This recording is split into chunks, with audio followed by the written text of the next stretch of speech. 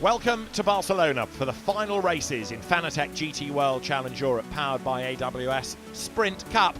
And that means it is a weekend where titles are going to be decided for drivers and for teams across Pro, Gold, Silver and Bronze. It is going to be a crucial weekend and an all-action weekend as well. The first time that Barcelona has played host to Sprint Cup Championship deciding races, although it has done that for the Endurance Cup in previous seasons. We're ready for drama here in Barcelona as we get set for the Championship Showdown.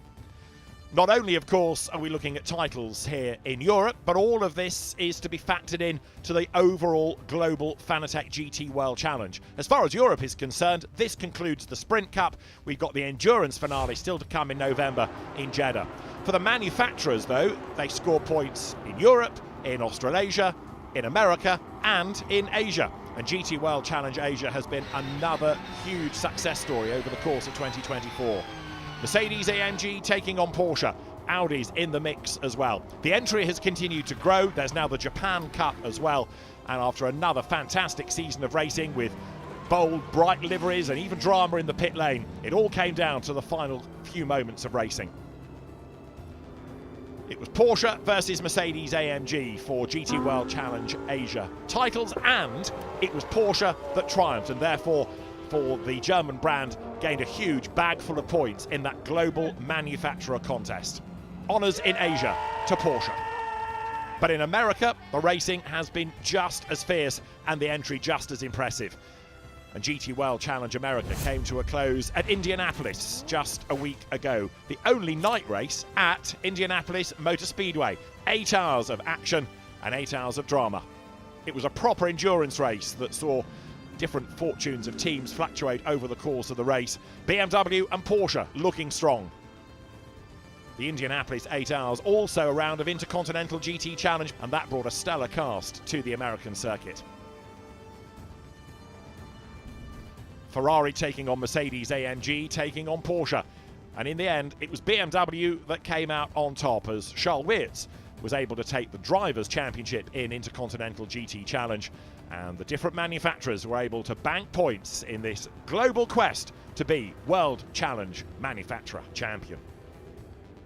Here in Barcelona, GT World Challenge Europe, powered by AWS Sprint Cup, comes to a close with championships finally balanced, and it's going to be a fascinating brace of races to see who comes out on top. In Pro, Charles Weerts and Dries Van Thor came to Barcelona with a 2-point advantage in the championship. Indeed, we are leading championship, which is the best place to be starting a weekend, but we know that Barcelona is not a track that suits our car so well, unfortunately, so let's hope that we can have a fair fight. And that we can just have everything in hand to actually fight for the championship.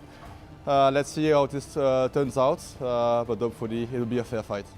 Chasing the BMW drivers, Mauro Engel and Lucas Auer. 2 points back coming into Saturday's race. And Mauro Engel has desperately wanted to win this for so long. He's even lost out in the past on a tie-break. Yeah, it's been an exciting championship for sure, and I think we can look back on a very strong run so far, and we're very happy to be in contention and to fight it out this weekend in Barcelona. I think we have strong chances. It's fully open. 2 points is very little, and we'll try and make it come our way. Team Enschler has been new to the Gold Cup within GT World Challenge Europe this year and is aiming for Gold Cup honours. Really impressive season for Max Hoffer. I think we have the chance to, 100%. We have the package to do so. Now it's just a matter of if we can accomplish everything this weekend. It's super tight. So one mistake can be the victory in the championship. And so we have to be able to avoid all mistakes and make a clean job from all of the team. And another rapid Audi within the Gold Cup is that of Lucas Legeret. The CSA run car is another one aiming for points this weekend, and also the crown. It's going to be tough. Tomorrow is going to be a deciding day for sure. Qualifying will be, I think, one of the deciding factor of where the championship will go. For sure, if you start first and you get first the pole position points, which in this position is very important, and then if you're in front, you have the control over the race, so it's very important. So we'll see tomorrow.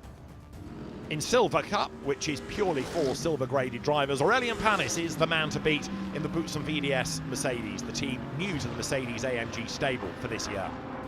Yeah, for sure will be not easy for us, but we will not give up. We will give our maximum again this weekend. I think the Merc is quite good on this track, so let's see. We will try to push to win races, and we will see at the end. Callan Williams was a category champion last year in GT World Challenge Europe. What can he do in 2024? New co-driver for this weekend as well in Sean Delisle. It's going to be a good weekend, hopefully. We got a decent championship lead, which is obviously really nice to have. It's really unfortunate that Sam can't be here this weekend. So yeah, wishing him all the best. I'm sure he would be here if he could. But Sean's been amazing, stepping up last minute, taking an overnight flight from Indonesia. So yeah, we'll see how we get on this weekend. No GT grid is complete without a quick Ferrari, and this from AF Corsa is definitely a quick Ferrari. Alessio Dono at the wheel, and he's looked mighty impressive in his debut GT3 season. Yeah, I'm really happy about this championship. My feeling with Tom is really nice. We will try to win this championship. We don't give up, keep pushing. The Bronze Cup is up for grabs as well. Rob Collard comes here as the newly crowned British GT champion. The man he beat to do that, Sandy Mitchell, is his co-driver. And that means that Barwell Motorsports certainly knows it's got strength in depth. It's an amazing championship to race in. There's so many cars to battle against. The Ferrari's very fast, the BMW's very fast, but hopefully the Lamborghini's going to come out on top this weekend. The Sky Tempesta racing team is no stranger to championship showdowns. Eddie Cheever and Jonathan Hui drive their Ferrari, and they've had a good season as well. Jonathan Hui looking for Bronze Cup honours. Yeah, I mean, this championship is so high quality. You've got the best drivers in the world. It's super competitive. Barwell, Paradigm, they all do a fantastic job. So I think for us to be up mixing it with them is a fair fight. It's been like that all season long, and we're looking forward to finishing it off. And the 2023 British GT champion, Darren Leung, back on the grid and also looking for a bronze title. He's had a really busy season and he gets better and better every weekend he races. So I think it's just maximising what we've got underneath us. We've done a pretty good job this year, to be honest, in terms of extracting what we can out of the car.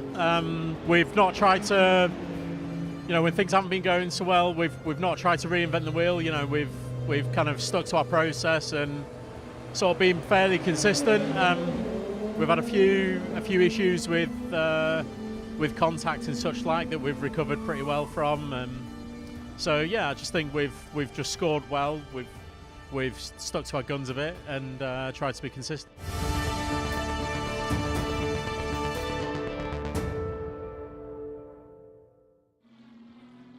So how are all of these championships going to shake out? We'll find out very shortly. Welcome to Barcelona. Welcome to the first of two races this weekend in Fanatec GT World Challenge Europe, powered by AWS Sprint Cup. And welcome to a day of really changeable conditions. Yesterday, bright, sunny, warm, perfect. Today, it can't make up its mind whether it is going to be wet or dry. The last McLaren support race that we had was with changeable conditions and the team scratching their heads about tyres, and I suspect we might have more of the same with about 20 minutes to go until the race gets underway. David Addison and John Watson trackside, and it's certainly not as nice a day, Watty, as it was 24 hours ago. I think the circuit's played a joker, because all of a sudden rain began to fall after qualifying this morning. I mean, conditions then were chilly, but they were fine. We had about an hour of light, miserly, almost like an Irish mist rain falling over this 4.7 kilometre racetrack, and fundamentally the pit lane is wet, but the racetrack, I would say, is slick dry. And I mean, it's tyre slick, not slick surface.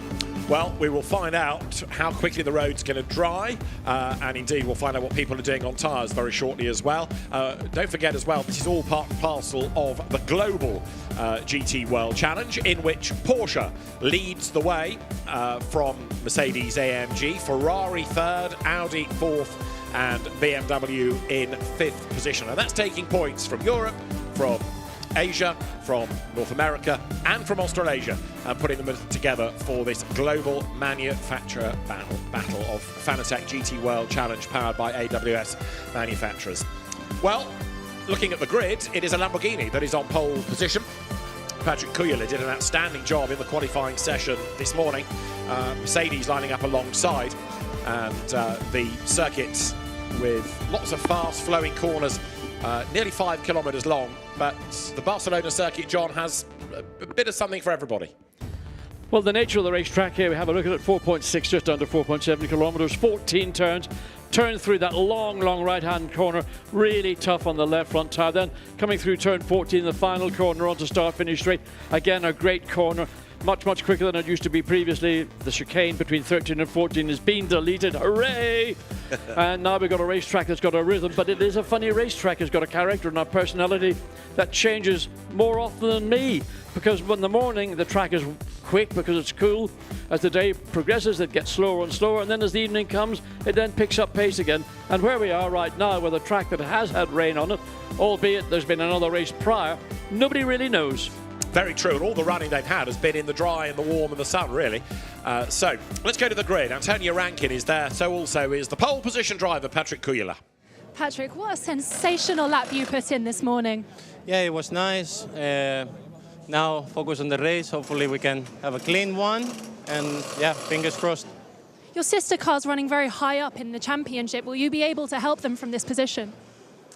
I mean, I can only drive one car, so I try to do my race, and like I said, I can only drive my car.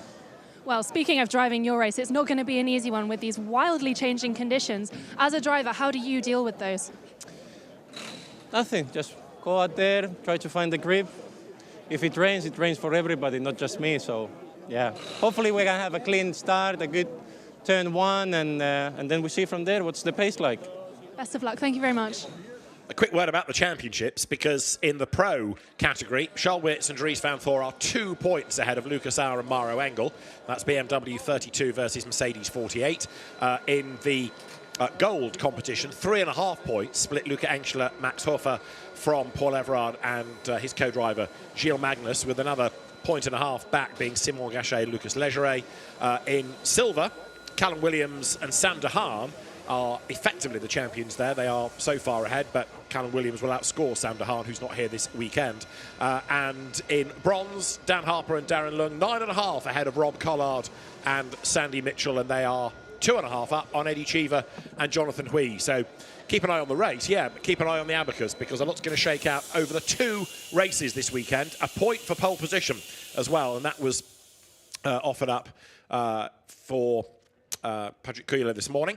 Right, let's go to the grid and hear from Jules Gounon next, Mercedes driver. Jules, it feels like you're finally back up where you belong. Yeah, I think thanks to the team, they have worked very hard the whole season. We saw in Manicourt we did a big step with the pole position, and we are back in the front row, so it's a result of hard work. It's a first year for the team with this car, so I'm really proud of it. But as you see now, it's very agitated on the grid. The tarmac is half wet, half dry. Some cars are on wet, slicks, everybody's changing, so I think it's going to be quite a tricky start of the race. Now, last time we were here, it was an endurance race, and you were being crowned the champion. How different is it going to be as a sprint with your strategy? Well, in sprint, there is no strategy. It's flat out and try to win the race. We hope for the 48 they can score a lot of points for their championship. We are out of the championship, so there is one goal for us, is to try to win the race. Now, I think the tire choice will be the biggest decision to make. I think we're going to split our cars, one car on slicks, one car on rain. The Lambo came on slicks, but now they're on rain, so it's quite excited, especially when you're not in the car. We'll go and have fun. Thank you. Thank you. Yeah, this tyre choice, it really does throw everything at the teams now, because you don't know quite what it's going to be like. You've had no wet running this weekend. How soon will it dry? What do you do? Because you don't want to waste a pit stop. There is a pit window of 25 to 35 minutes, but you don't want an extra pit stop. No, I mean, having seen the racetrack, both from coming from the paddock across to the commentary booth and looking down from the commentary booth, if I was in the seat of one of these 20 or 32 cars, I would be opting for the slicks to take my chances, because once the race gets underway, 32 cars, as long as it doesn't rain again, are going to dry out this Barcelona racetrack pretty quickly. And I would not want to be on a set of wet weather tyres, and after 2 laps, oops, team, I'm coming in, I want a set of slicks now. That would be a big loss. What Mercedes can do, they've got 3 cars right now in the top 4, so they're basically locking out the grid. the support that's going to be around the number 48, the Winward Racing team, Lucas Auer and Maro Engel, who are 2 points behind Charles Weerts and Dries van Thor, who qualified all the way down. I almost need binoculars to look and find them on the 9th row of the grid. Not a lot of joy in the BMW camp right now. Now, we have to see whether any adjustments have been made and what will be the outcome if they have. Watch this space. The silver pole position, Aurélien Panis, and his co-driver, César Gazot, for Boots and VDS there with Antonia. César, how important is a class win today to keep those championship hopes alive? Yeah, honestly, we are like P4 overall and P1 silver. We have quite a good position right now for the championship. But honestly, we don't really think about it. We just enjoy it and push as much as we can. And yeah, we will see. I think it's going to be a tough race with the weather. So yeah, let's see. Let's enjoy it and full push. Is track position going to be quite important given how difficult the weather conditions are? Yeah, I mean, it's a bit of poker time with the decision of tires. So I can see if we take the good decision right now, but we will see after if we are still on top or not. It'll be brilliant. Thank you very much.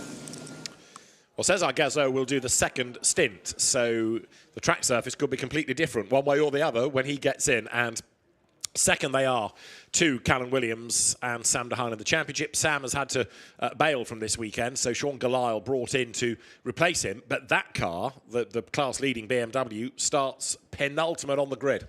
Yeah, I mean, Sean Gelael was parachuted in. Literally, he arrived here Friday afternoon and he had no opportunity to drive that car. Now, he is familiar with the BMW M4 in GT3 racing globally, but not this particular car on the Pirelli tire. So he had 10 minutes to go out and acclimatise and get accustomed to the changes. And believe me, tire manufacturers are not just a clone of one another. Yeah. The character and personality of those brands is totally different. We have 10 minutes before the formation lap gets underway. Drivers ready to clamber on board the cars.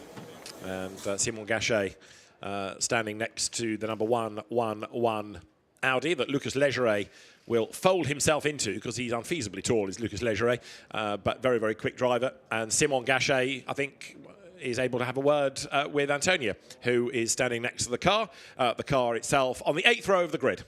Simon, the Gold Championship is so close. This race is going to be essential. Yes, race one, we still don't know the weather, so we will start with slick tires. Our contenders are on wet, so we will see during the first half of the race. Now, how do you think that your car is going to measure up to the other cars in your category? Because we've got a very stacked grid of very different manufacturers. Yes, but on the Gold Cup, all the 3 cars are Audi, all the 4 cars are Audi, so we are not really, we just are focused on our championship, and we will see. Why do you think it is that all the top 3 are Audi? Is it just suiting your class? Sorry? Why do you think it is that the top 3 in your class are all Audis? First, yes, we will win. All the best, thank you. One car that had problems in qualifying, I noticed he's missing from the grid. James Jakes, Come To You Racing, Aston Martin. The rest of the grid is there. And there you can see how things stand within the Gold Cup. All of these different classes, if you're new to GT racing, I ought to explain, the drivers under the FIA regulations are given a grading dependent on their success or experienced. If you're incredibly good, you are platinum. Then you become not quite so good gold, and then there is silver and bronze going through the different rankings. And the idea of the Bronze Cup is to bring in the AMs, who are normally bronze graded, the silvers, the young guns, the gold is for those that are on the cusp, if you like, of GT stardom, and platinum drivers are those with many a title to their name. So it gives everybody something to fight for, and it also means, John, that the championship isn't just about manufacturer-paid pro drivers. No, I mean, there are pro drivers here, and many of them are pretty good at their job, make no mistake. And then you go down to the bronze, and many of those are what you might describe broadly as the gentleman drivers, those that want to compete in the highest echelon of GT racing, but maybe are not themselves capable of challenging the pro drivers. Just another point you made it this morning in the qualifying, David, and it's very salient at the moment. The drivers who are going to step into the cars halfway through, or roughly halfway through this 1 hour race, it'll be the first time today that they will have sat in that race car. The drivers that start the race are the drivers that did that 10-minute qualifying session. So they're familiar to a degree with what the car is like. And cars shouldn't change overnight, but these are racing cars. Again, things happen overnight you can never explain. And so the pressure is on, as John rightly says. They're thrown into them in a pit stop, released, go and deliver. And in that man's case, Maro Engel, go and win a championship. Lucas Auer sits in the car. Maro Engel will not have sat in it until midway through this race.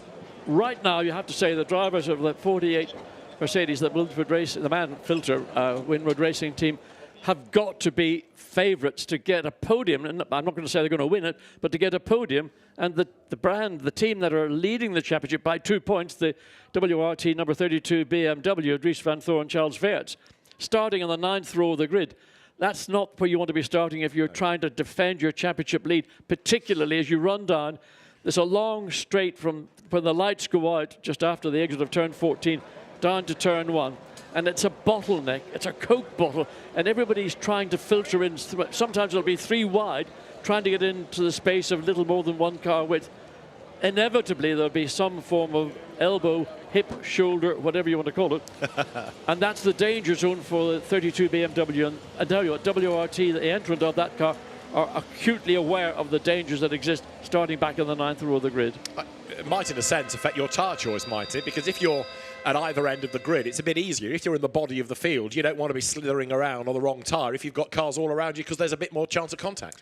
I think it depends, what were the conditions when the drivers went out from the pit lane to do their exploratory lap. That information is going to be key to the tyre choice. If you've got 2 cars in a team, or in the case of BMW, there are 4 under the general umbrella, they've got a greater sort of sense of information to gather from. As long as it doesn't rain, I would have to roll the dice and say you must start on slicks. But I haven't done a lap, I haven't done an exploratory lap. And for sure, looking down on the grid, the colour of the tarmac, that's the only judgment I can make, is darker than it would be if it was a bone-dry circuit. But as I go back to my comment, 31 cars, it is not 32 now, they will quickly see or develop a drying line, and that's the drying line that anybody on slicks has got to lock themselves into.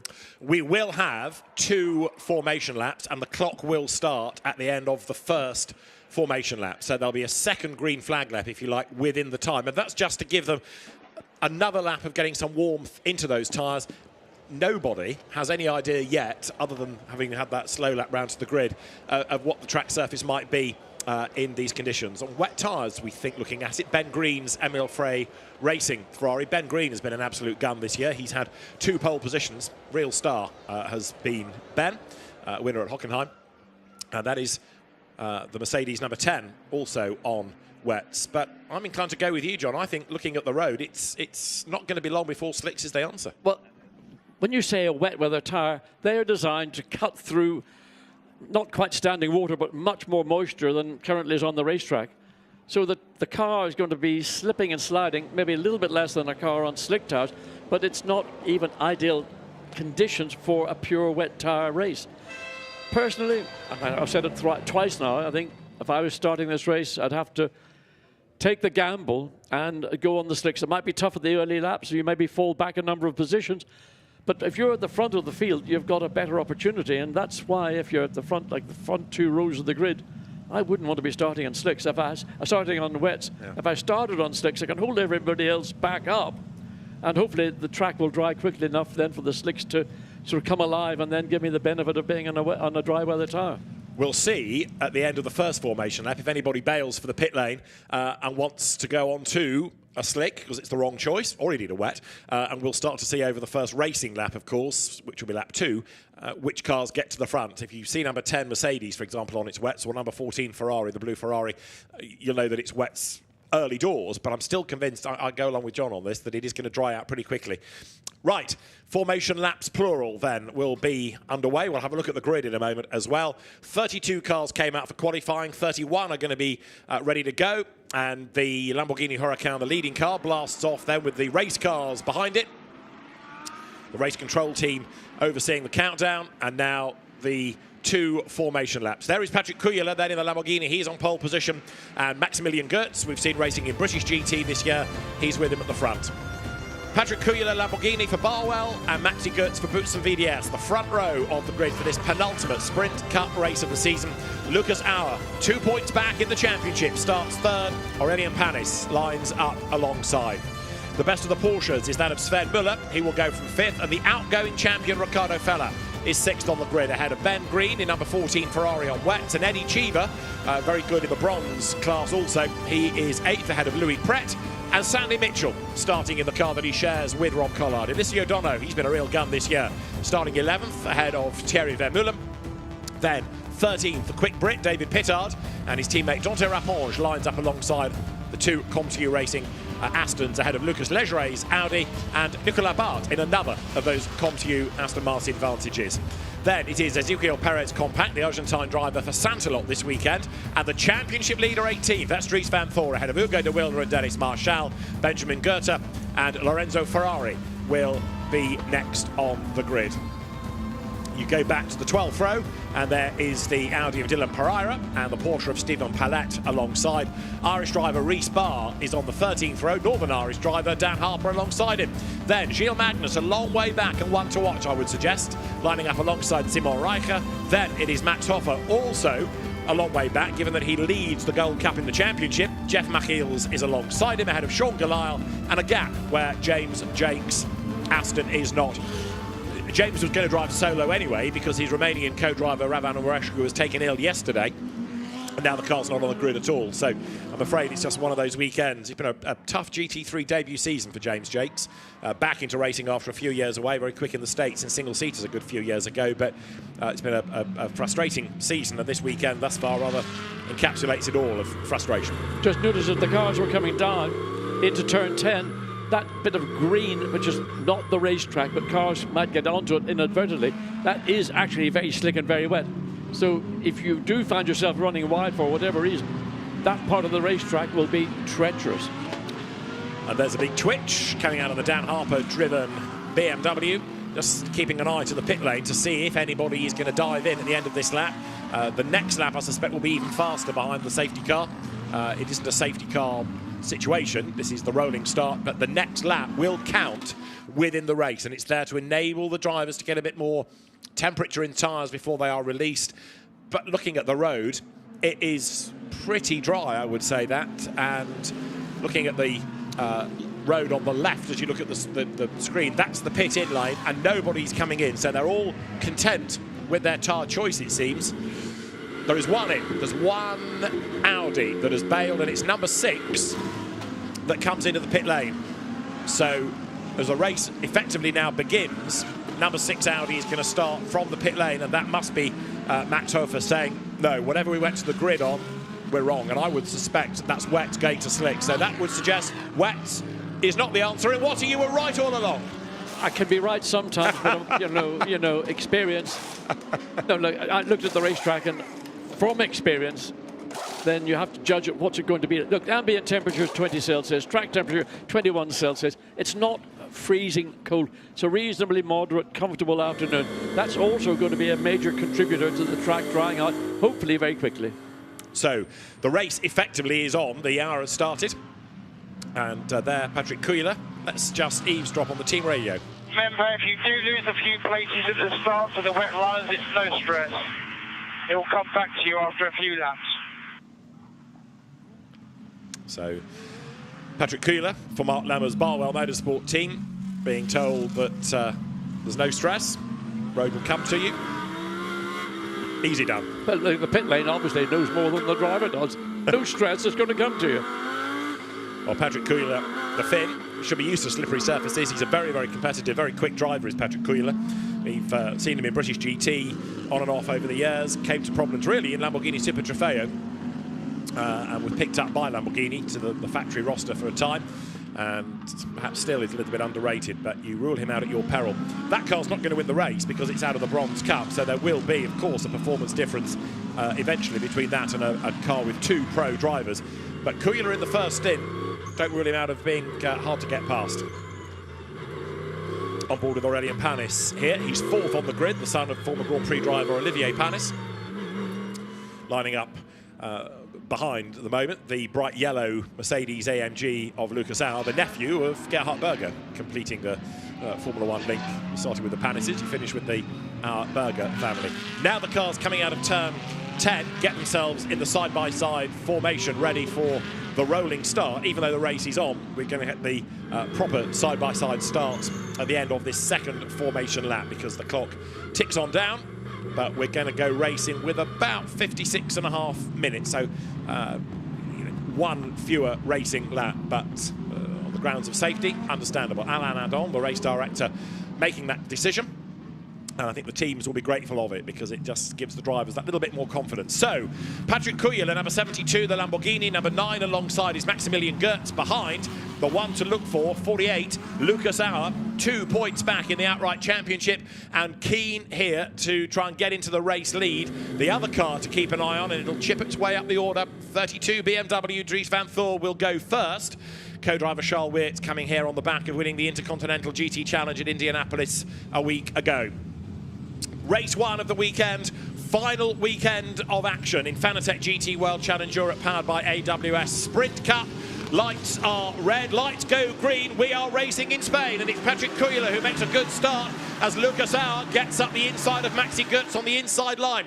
He needs to get ahead of all the other Mercedes. He needs to be ahead in that pro class, and he's going to do so, although they're 3 wide. Look, and coming right round the outside is Cesar Gazzo's car. Aurélien Panis at the wheel of it on the wet tyres, and he's managed to get the race lead, and that was really brave. Others run out wide, and there's drama in the background. I think a couple of cars have come to grief into turn 1, and we may well end up here with a safety car period, because we've got contact in the background, and so the leaders turn their way up now out of turn 3.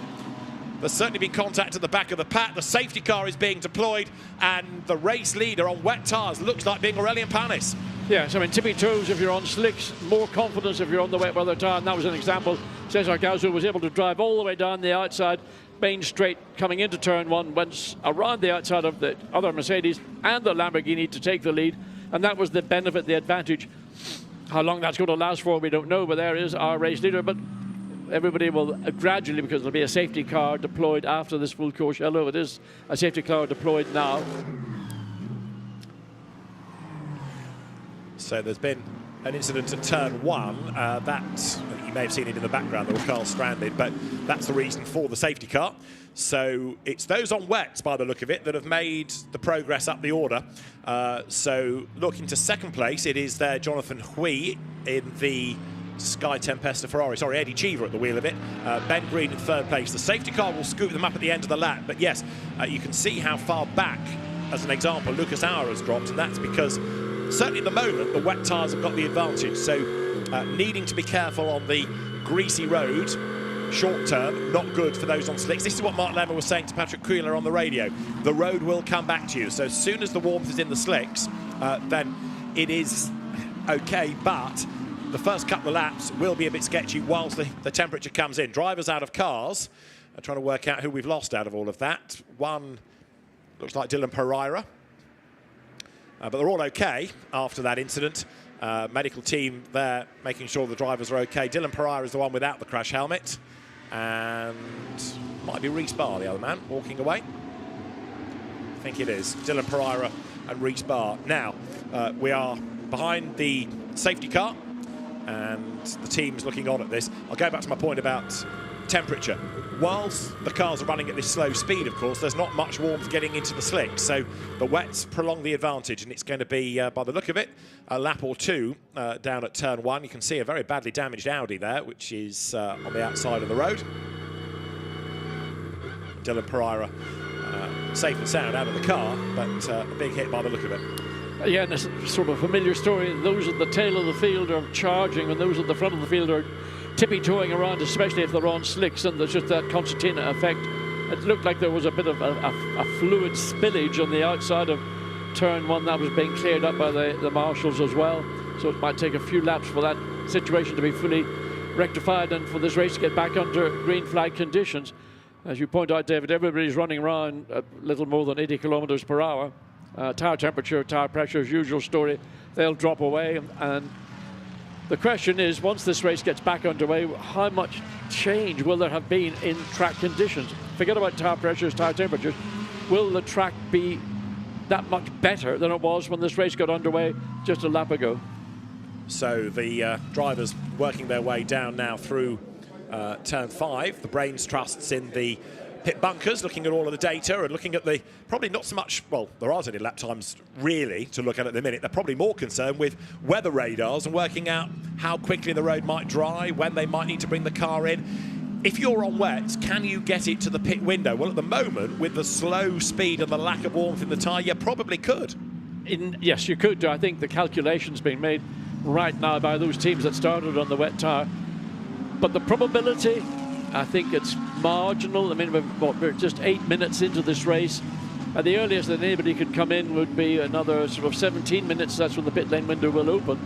And that's going to be the equivalent of about 8-9 laps, probably about 9 laps in these conditions, maybe 10 laps if you're able to push a little bit harder. I don't think the wet weather tyre would sustain, particularly on a racetrack, which we know is a very tough tyre circuit. And the compound that a wet weather tyre is made of is generally a much softer compound than that of a conventional dry weather slick.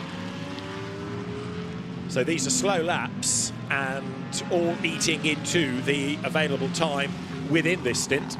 So I can't see it being immediate that we go back racing. The order is Aurélien Panis the leader, silver, Eddie Cheever second, bronze, Ben Green third, pro, Maxi Gertz fourth, pro, Sven Muller fifth, pro, sixth, bronze, Patrick Kujala, the pole man's down to sixth, seventh, Louis Pret, bronze, eighth, Ricardo Feller, pro, and down to ninth, Lucas Auer. Now, where is the championship rival? 16th. So Vanthor has gained a couple of places, whereas Lucas Auer has gone backwards. Trying to see what we have on the number 32 BMW. Trying to work out what tyres it's on. Right, let's try and piece together what happened at the start. So have a look at the back. It's where Dylan Pereira's Audi, Reese Barr's Mercedes are. So Barr clips an Audi, comes across the road, more contact there.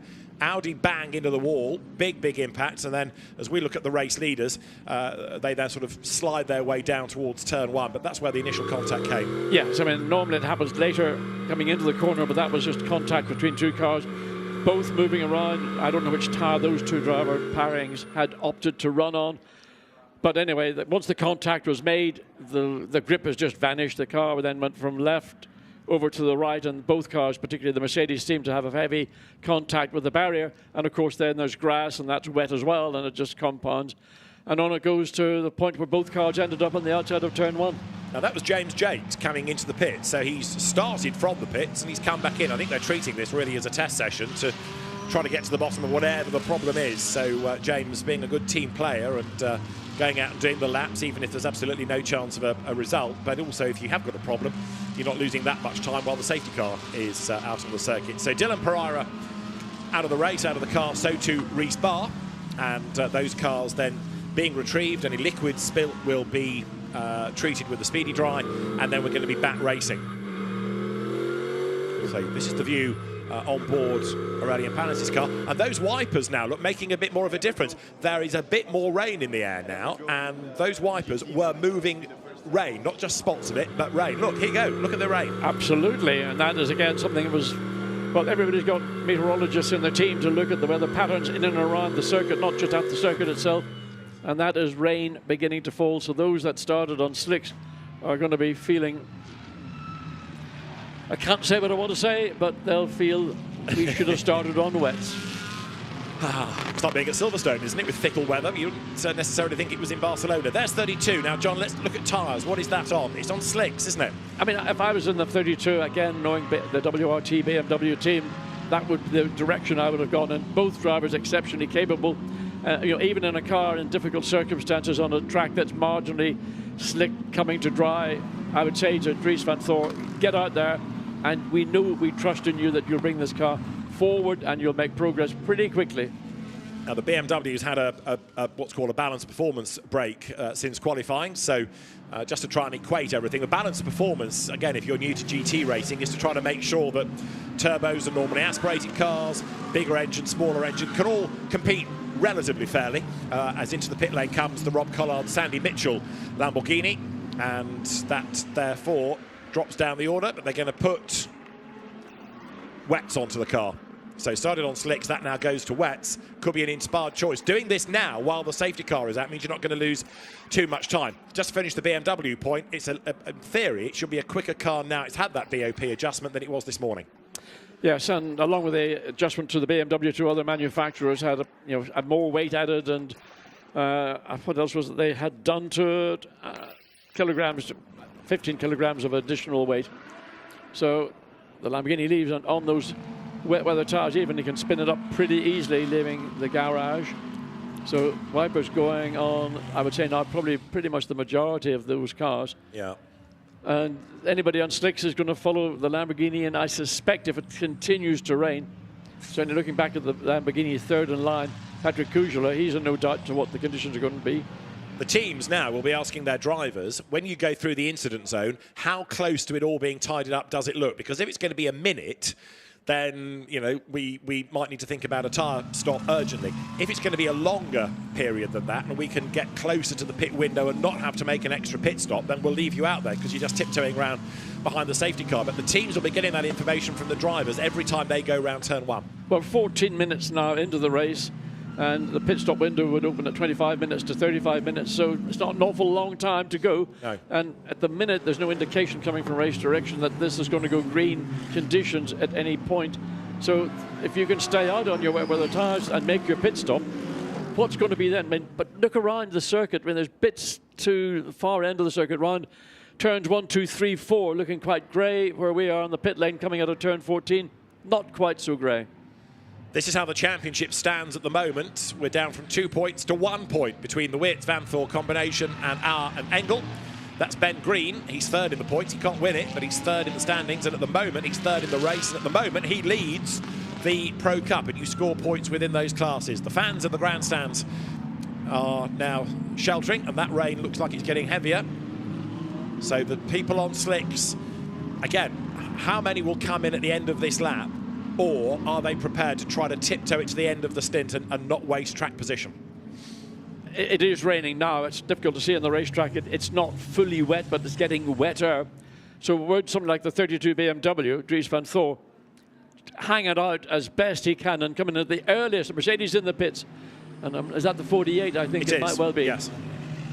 So that is the championship contender running second to the 40. BMW in likewise. So people are bailing. They've just realised that the conditions are now so bad that to try and stay out in wet tyres, you're just going to go backwards.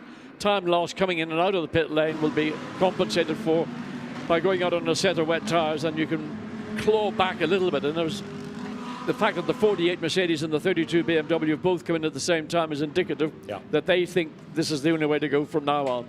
Yeah, they're covering each other off, aren't they? But it was the Winward Racing team, the Mercedes squad, that made that decision first. So Lucas Auer is in, Vanthor is in, Nicolas Bart is in, and there, going on a wets, is the Winward Racing man filter Mercedes. And that rain is still falling. The good barometer is how much the wipers are moving on the screen here of Aurélien Panis' car. So it's quite a lot, that's the answer. So waiting to see, the Mercedes is rolling, didn't quite see the BMW's got out ahead. It has. So a bad pit stop, relatively speaking, for 48. So Dries van Thor is ahead of Lucas Auer as they come down the pit lane. He came in 5 places behind and he leaves ahead. So a brilliant pit stop for WRT. Again and again, and that's why you win races. Winning on the racetrack is only part of the deal. Winning in the pit lane is absolute key to making sure you can get your positions, and that's an example of how you can win a race. Or not win a race, but let's say negate the advantage that the 48 Mercedes may have thought it was going to gain by coming in just that last lap. We know that the WRT team that runs that BMW are brilliant in the pit lane, and they proved it again. Even though that wasn't a scheduled stop, they were still able to jump ahead. Now, let's see where the time was lost for the Mercedes. The car waved away. There's a WRT BMW in the way. So they've got to push the car back, and it's still not able to go, and now it is. A WRT benefit. Yes, it was, and it's just unfortunate for the man filter Mercedes, because the BMW was in its rightful position. It had eventually to push itself back as well. And the pit lane, when you get a lot of GT cars all congregating together, and the steering lock in these race cars is not like that on your average road-going Mercedes. It's about half of it, so you don't need full lock. All you need is enough to make the car turn. But in the pit lane, there are occasions when full lock would be helpful. It will be interesting to see whether the Mercedes team, Winward Racing, shrug and say, oh, well, it's one of those things, or whether they smell a rat, because, of course, the car that was in the way is run by the same team as the car they're fighting for the championship. So we'll see what comes of it. Meanwhile, the safety car is still on track. It's a long safety car period. This is another one, bails for the pit lane, and it is Patrick Cuéllar. Just to add to that story, the Mercedes, the 48 Mercedes, came in ahead of the 30 BMW. So the BMW was the one that had to make the very acute, tight turn to get into its rightful spot. So maybe it was more, let's call it circumstantial, than it was anything else. I don't think there was any malice involved on part of any or either of the two teams. Barwell doing another tyre change as they're down at turn 1. The car's being retrieved. So there we know he's on wets from the start, Aurélien Panis. So effectively we're going to end up with really just a second stint of racing, I would offer you, once the road is clear, because we're not that far now off that pit window. No, we're not. This is earlier radio from Patrick Cuéllar. Slicks, if you think you can manage for one or... So then you stay on slicks if you think you can manage for 1 or 2 laps until the 5th window, and then we'll box as soon as we can for Gabriel on slicks. So on when? Yeah, I don't know. I don't know if I can keep it even on track, yeah? Like, it's really, really wet now. And so the decision was made to come into the pit lane. And looking at that vision coming down towards turn 1 and just how much moisture there is in the air now, but the racetrack has certainly changed. Yeah, and you can see it's just like the cloud base is descending. I mean, you think you're at Nürburgring, actually, Yes, but this is right. more of the nature of whether you get up in the Eiffel Mountains than you do, what, 30 kilometers outside the Catalonian capital, Barcelona. Gabriel Rindoni looking on. Patrick Cuéllar has put that car onto wet. So if you're on slicks now, you are a sitting duck. And there you can see spray emanating from all these cars. So this is the kind of conditions that the wet weather Pirelli Tower was designed to cope with. The conditions at the very start of the race were tricky, but it wasn't anything as it is right now. And this is when the wet weather tire really begins to work as a wet weather tire. So Ben Green on the back of Eddie Cheever, on the back of Aurélien Panis. So the race order, Panis leads the way. And Eddie Cheever, Ferrari second. Then Ben Green third, Maxi Goetz fourth. Sven Müller there is fifth. And 6th now is Louis Pret. 7th, Alessio Dono. David Pittard is 8th. Patrick Cuéllar will have dropped from 9th place behind Ezequiel Perez Compact and also Dante Rapponge.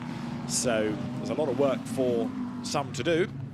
And because of pit stops, I'm interested to see how many other cars are going to be between Vanthoor and Auer. I think they're going to be nose to tail on the restart, but we'll need to check when they come across the line. Yes, but the pit lane is still to open. We've got just 3.5 minutes before the pit lane will open. So I'm assuming that having had virtually the entire field come in late in this event in terms of the beginning and then where we are now, but the conditions, look at that, the big problem now is not going to be a wet track, it's going to be visibility. Yeah. Because the cars are all grouped together as the track is getting wetter and wetter, and when race is released, coming down. Incident in pit lane. Cars 30 and 48 under investigation. 30 is the orange BMW, 48 is that yellow Mercedes. You were saying it was just circumstance, but it's going to be looked at. Well, it doesn't mean that I'm wrong. No, that's true. I'm just adding to the story here. What I observed was the 48 came in first. Yep. The next car up was the number 30. It had to get into its box. And quite how that was managed, we didn't see live. We just saw what the outcome of it was. They actually pulled the 30 back a little bit after the 48 started to roll. So I go back to what I said. I don't think there's any manners, but look at the spray. Now that is getting seriously wet indeed.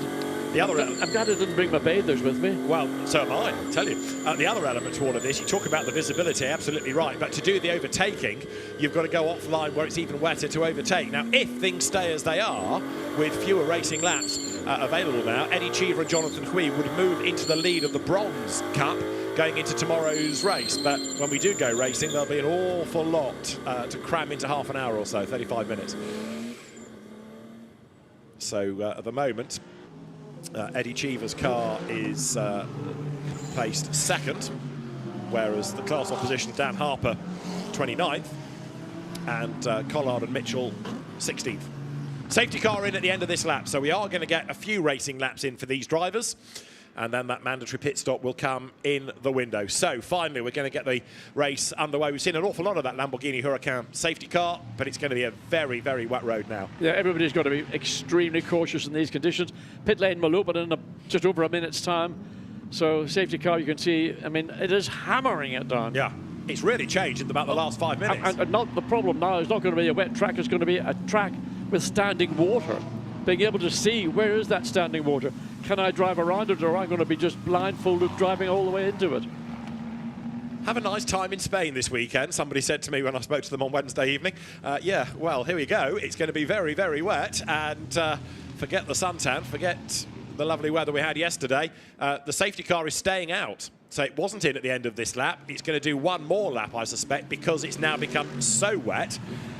Are we in a point now where the race director doesn't want to let them go because, as you're saying, standing water? I mean, not just standing water, it's visibility and standing water. So you've got 31 cars in it, well, not just 29 cars now, because 2 cars were eliminated at the incident in the first turn.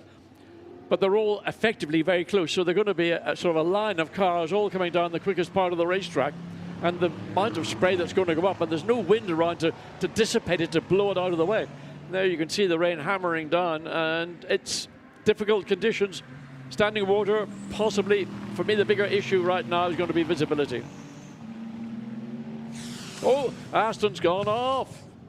Under the safety car as well. Turn 1, I think. That's going to just delay this even more because it's not coming out on the gravel, and Dante Raponge is going to have to be retrieved. This is the race, I'm afraid to say, that doesn't want to start. Look at that now. It is horrible out there. Doesn't look too bad, actually, on board the cars. It's not nice, I'll grant you, but it doesn't look quite so bad. But this is the leading car with not too much spray. But the safety car is going to have to stay out, I would have thought, to now control things while that Aston is removed. But will the pit lane be open under a safety car or whatever? We had to see. I think it can be, because the order is going to be the order, isn't it? I suspect everybody will come in pretty much en masse. They'll then get the race leader and we'll be ready for a restart. And then the second joker of the day is all the drivers that are going to jump into the respective cars are going to go out on a racetrack which is wetter. Well, it's not been wet this weekend until what we had about an hour and a half ago. So they've got no experience whatsoever in these conditions with wet weather tyres. I mean, talk about driving blind. I mean, these drivers here have had the opportunity to drive themselves into the conditions. The co-drivers taking over are going out there completely, have no idea what it's going to be like. Teams are asking, is the pit window being delayed? But the safety car continues on track. That's the instruction from race control. While we have this car to be retrieved from the gravel. It's getting worse and worse. Look, I mean, in a straight line, people are struggling to even be in a straight line. Absolutely, as they're coming down into turn 10. Well, I can't believe that that's a car on slicks. Well, that is Maxi Gertz on slicks, and he's off the road, and off he goes. It's too wet, but the gravel is wet and compacted, and Maxi Gertz will toboggan over the top of it and get back towards something that he can drive on. But Maxi, you've got to bail. You've got to get in. I mean, there's no question. I mean, those conditions, I mean, doing it at the start when the conditions were what we saw, but to stay out, okay, albeit you're running behind a safety car, but you could just see coming down into turn 10, the car just literally, you could have had more grip on ice than you have on the racetrack right now. He's going to be lucky not to slide into the wall in the pit lane, isn't he? Because there'll be hardly any traction. And Maxi Gertz tiptoes in. I'd love to know what the rationale was for keeping him out for so long, because the weather was getting worse. It was never looking better. Anyway, he's in now. I wondered whether they were going to try and hang it out until the pit window opened. I think that would have been the key. Yeah. So Lucas Leggeret, is he just off the racing line out of choice, or is that something else that we are going to have a look at? So the safety car continues. Pit window is now open. So we've got oil at turn 1 being treated. That's still ongoing. Oil now with troubled water being added to it. And if that Mercedes and Maxi Gertz got in under the pit window, then that will have at least saved them a little bit of time. Jules Gounon takes over. And now Wetz goes onto the car. Others come in with the window being open. This gets that mandatory pit stop out of the way. Wow. I mean, imagine being a strategist trying to work all this out, because you don't know what the weather's going to do, whether it's going to get rain heavier, or it's going to stop. And But for sure, everybody's going to have to come in and make their pit stop, that mandatory pit stop between 25 and 35 minutes. And there is a Lamborghini off likewise, and it's gone even deeper. The Aston Martin hasn't even been retrieved.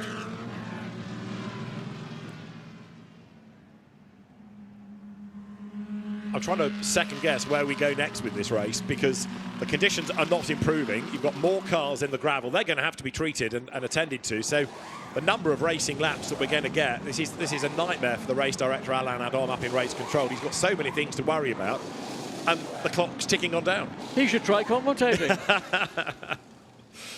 Well, right now, the safety car turns its way through horrible conditions. You know, it would be an awful suggestion. I hate to say it, but is this going to be a race that's going to be finished under safety car conditions? Because at the minute, it's still raining heavily. Conditions are not improving. Let's have a look and see if any of these two cars have been cleared from down into turn one. The Aston, from what we can see from that camera angle, appears to be the Lamborghini. We can't see either. Yeah.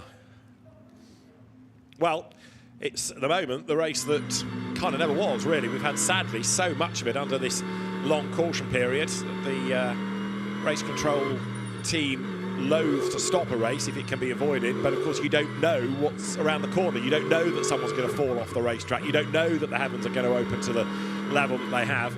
I have to say, looking at number 66 Audi that's just been brought back to the paddock out of the window, I'd be surprised if that car was on the track tomorrow. A lot of damage sustained in that incident at the start of the race. So the rain has most definitely arrived, and it is raining very heavily. Another element of the circuit here is it is essentially, so the number 10 is coming in, the Aurelian Panis is coming in to make his stop. One of the characters of the circuit is it is fundamentally, it's a low grip circuit. Yeah. So if it's low grip in the dry, it's not going to be a lot grippier with these wet conditions.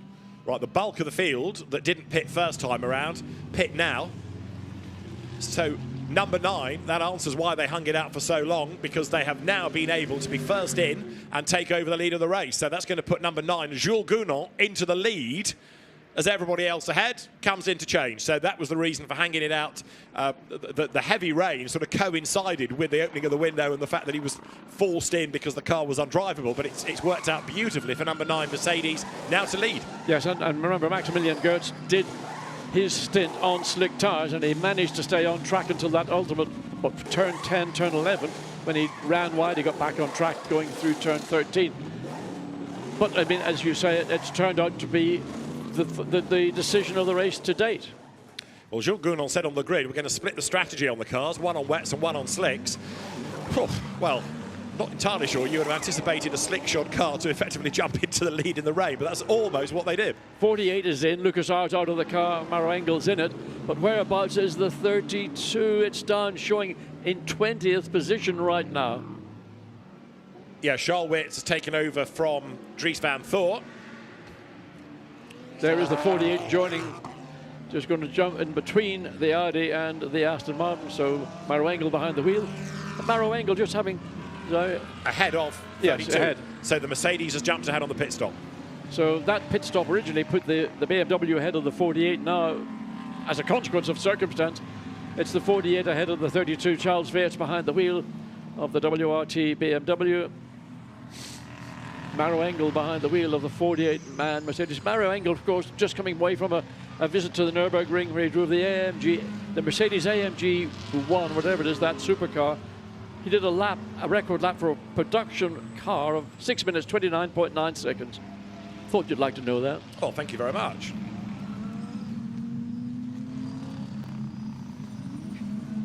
So, race control trying to keep the race going. They're trying to make sure that cars are out of the way and that the circuit is as safe as it can be. Looking out of the window, still very heavy rain. So let's have a look at the order. It is now going to be number 9, Jules Gounon. So it's still a Boots and VDS Mercedes leading, but a different one. And in second place, almost trying to overtake there, is the Emile Frey Ferrari that looks to me to be 69. So that now is going to be the Thierry Vermeulen and Giacomo Altoué car that will have Giacomo Altoué behind the wheel. So there is Jules Gounon. There's number 69 Ferrari, which should now be Altway. If it isn't, then it's got to do another pit stop. So let's see, has that car been in twice? We need to know what it started on. If it started on wets, then it's okay, it's done its regulation pit stop. If it started on slicks and has changed, they've got another pit stop that they owe us. Yeah, by the time the cars come across the start-finish line at the conclusion of this current lap, and they're on lap 11, we will then know the Ferrari that's directly behind what we know is the leading Mercedes, whether that is genuinely in second place or it's the sister car, which we're looking to find in the... So I think it's only done a tyre stop outside of the window. I don't think it has done the regulation driver change, which is curious that they haven't done it. There it is. So Giacomo Altway is now ready to take over. So Vermeulen has not yet been in. What did they do with 14? They have changed there. So Kontalapalainen has relayed Ben Green. He's got into the car, but they've kept 69 out a bit longer. And now they're going to fall way, way back in the pack. Yeah, it seems a slightly strange judgment to do that. But, you know, again, that's what teams think about, work it out, decide that's what we're going to do. So the car that we're looking at too is currently in second place, but it's got to actually make a pit stop to do the driver change before the pit stop window closes, and it's going to close in about a minute and a half. So they've gone to the very extreme of the pit window. So in will come now Thierry Vermeulen, whose father is the manager of Max Verstappen. You might just see Verstappen.com writ on the Red Bull-backed Ferrari. And the Verstappen link is there through the Vermeulen part of the driving combination. Right, so that car is in, but will hemorrhage places now and fall pretty much to the back of the queue. Leaders come through. Even the safety car, you get the feeling, is struggling in these conditions because it's going ever so slowly past the pits. I'm assuming that's on instruction, and it may even be stopping. The safety car crawls past the pit lane. Well, that's not doing the mandatory speed, is it? No, I would have said, actually, the rain has eased looking out of the window. I think that the rain that we saw falling 5 minutes ago is marginally less heavy. Still heavy, but less heavy than it was.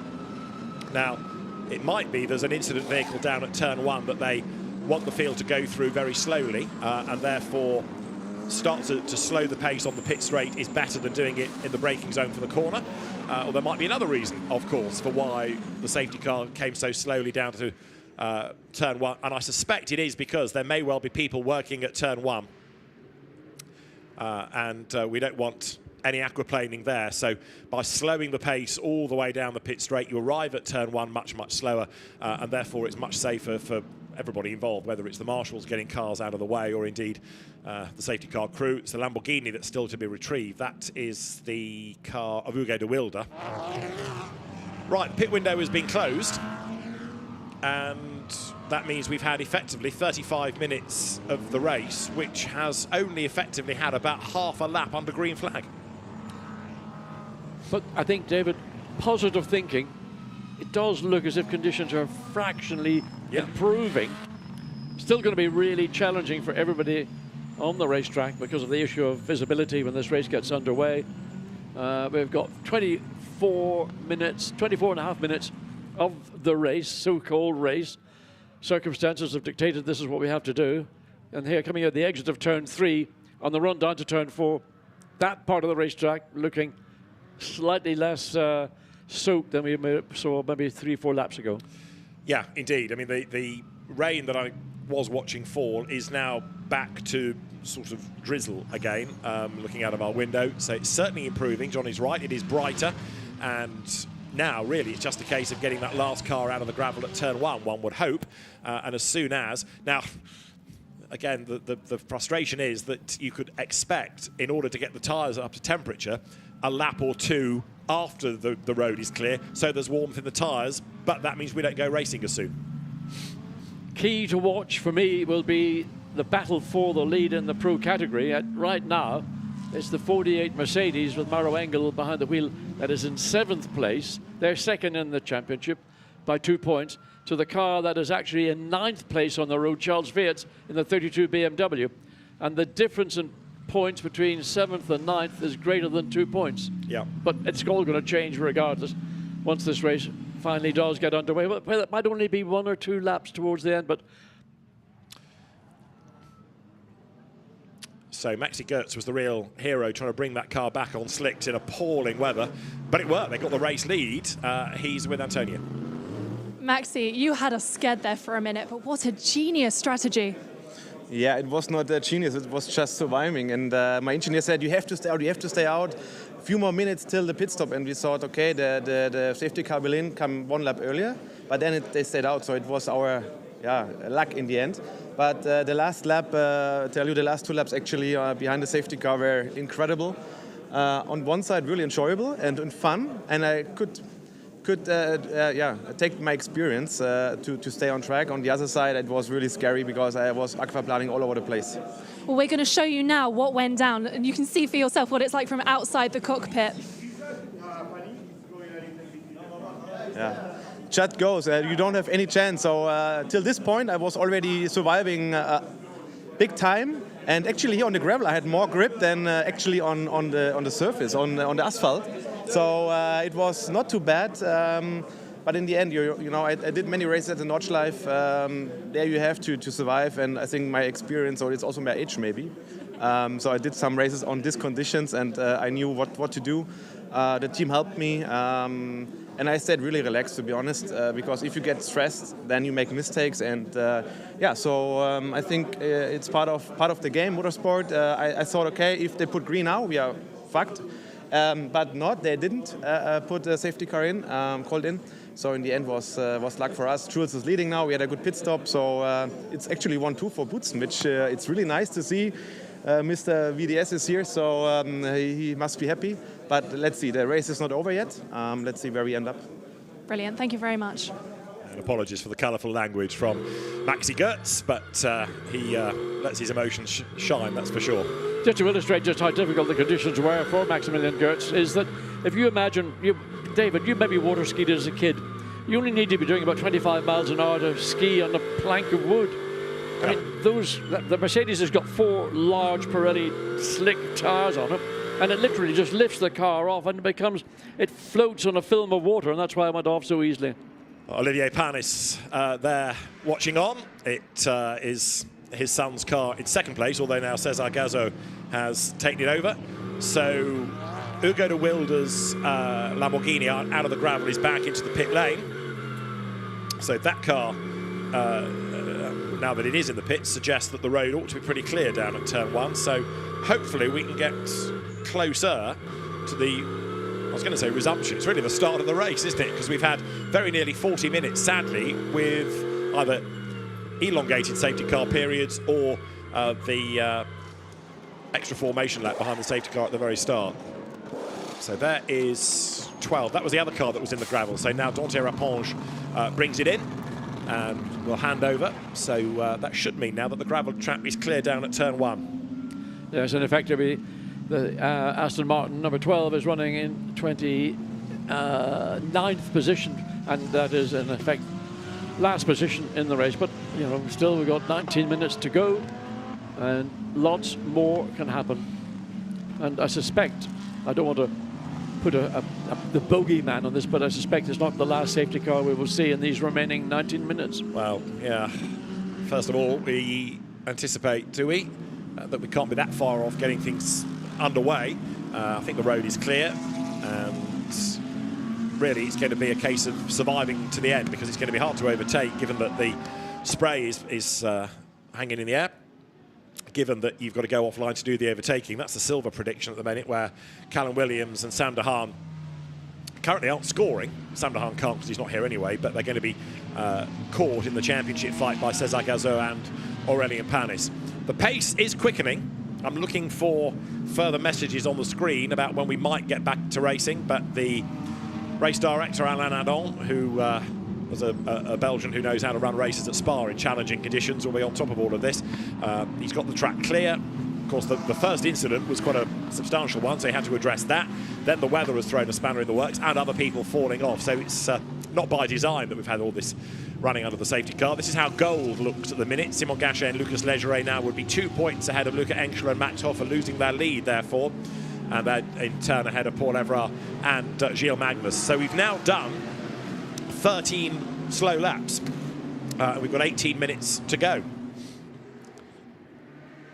And still nothing about getting the race back underway. So down through turn 1, the field streams, and it is a Boutsen VDS 1-2. It's the Rutronic Porsche third, of Patrick Niederhauser there. 32 BMW now, Charles Wirtz. Let's listen in. I'm going to maybe go a lot forward with the bias just to confirm them with the front tires.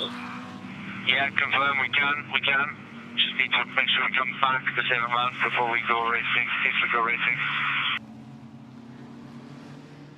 So Charles Wirtz talking to his engineer, trying to work out what they can do to harness a little bit more grit as the field comes through on this 14th lap, adjusting the brake bias on the car.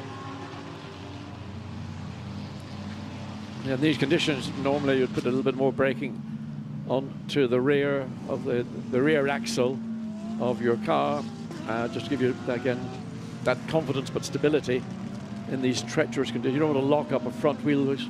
If you do that, then not only do you lock up the front wheel, you lose all steering control. So that's part of the reason, not totally, but part of the reason why a team or a driver will make that adjustment from the cockpit.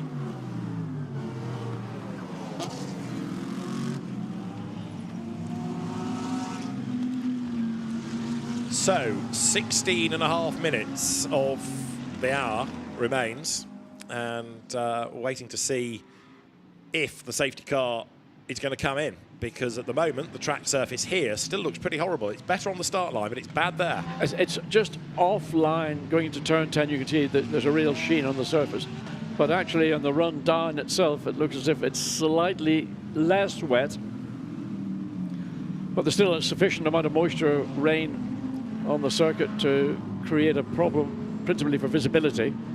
So coming out of turn 14, when it goes green, not allowed to overtake until you go across start-finish line.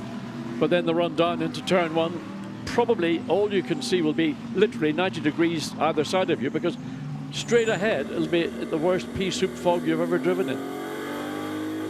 As far as bronze is concerned, Dan Harper and Darren Lung now leading the championship by 1.5 points from Jonathan Hui and Eddie Cheever.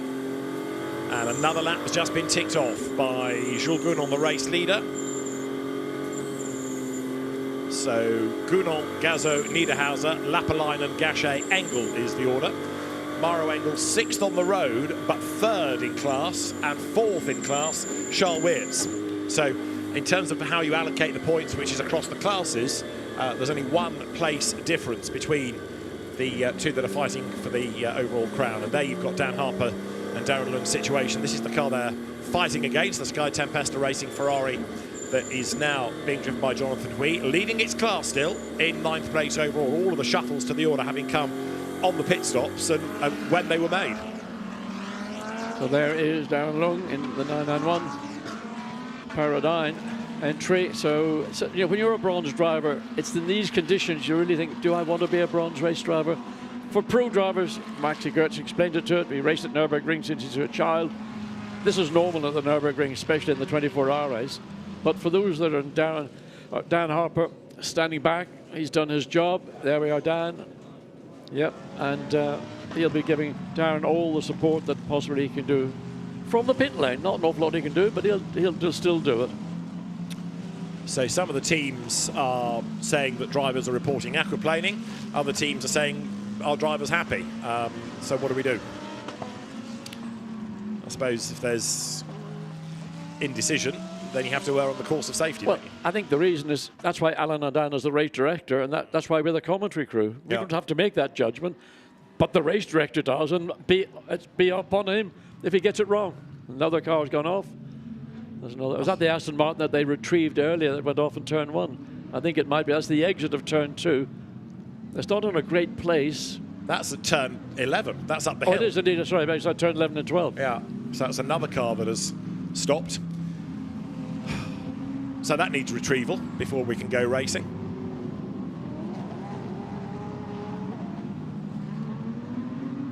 You can imagine those in race control tearing out their hair here, can't you? Because every time you think you're getting close, there's another incident. But the massive frustration in all of this is that we're running out of time. Well, I mean, I suppose one option is to stop it and let conditions improve, but I don't know whether that's an option that is actually an option that the race director has got in his power.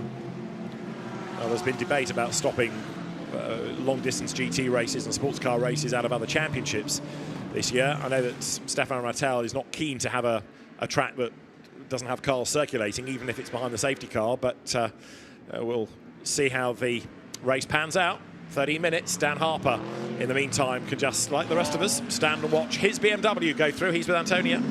Dan, you've got all of us feeling very nervous. This is a turbulent race for you.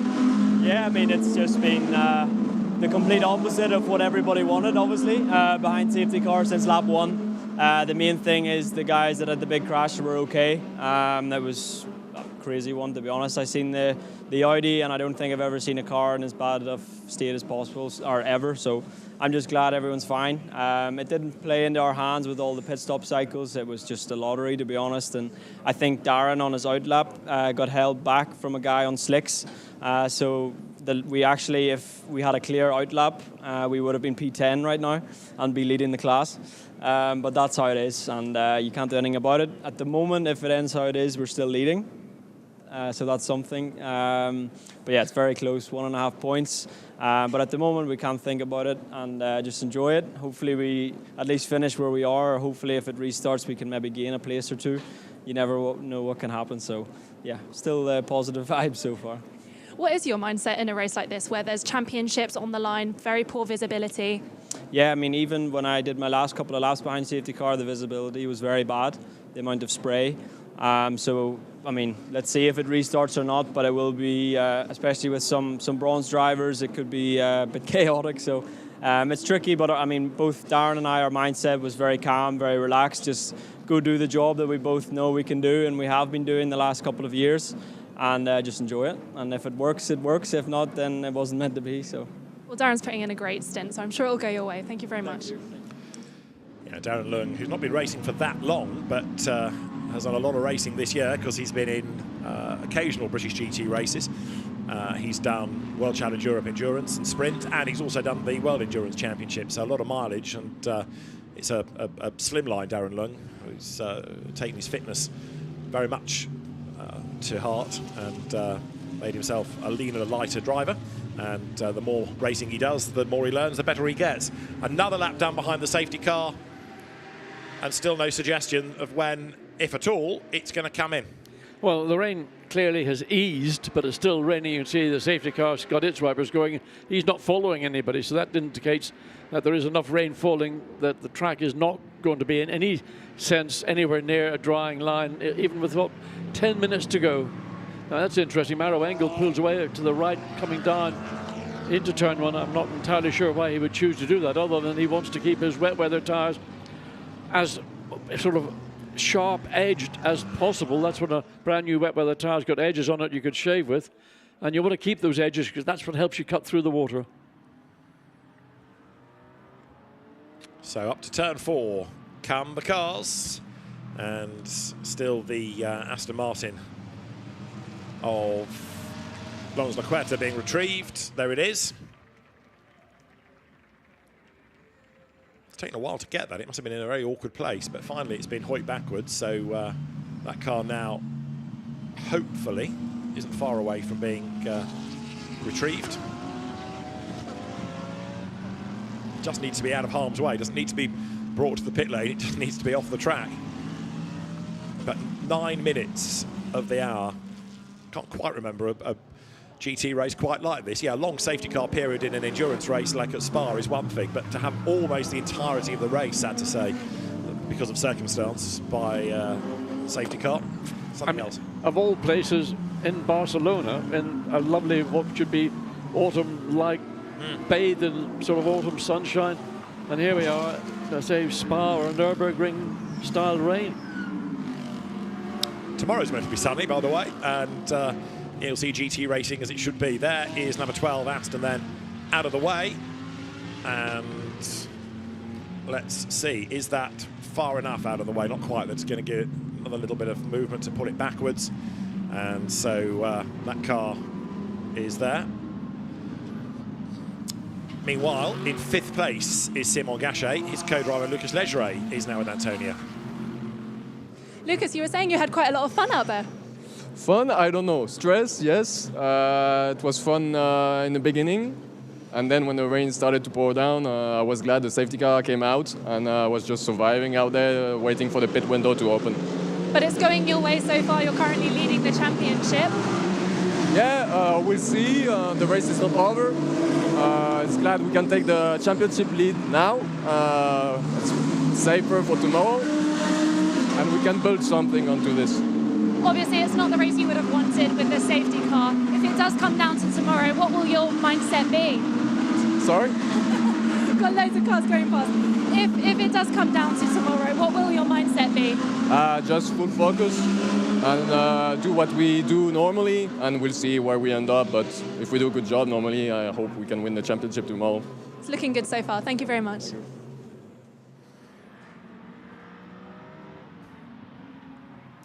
Right then, field now has 7 minutes to go as the cars at certain parts of the circuit doesn't look too bad, but other bits, the spray is the problem, I think. Yeah, it's not so much the parts of the circuit, it's the speed.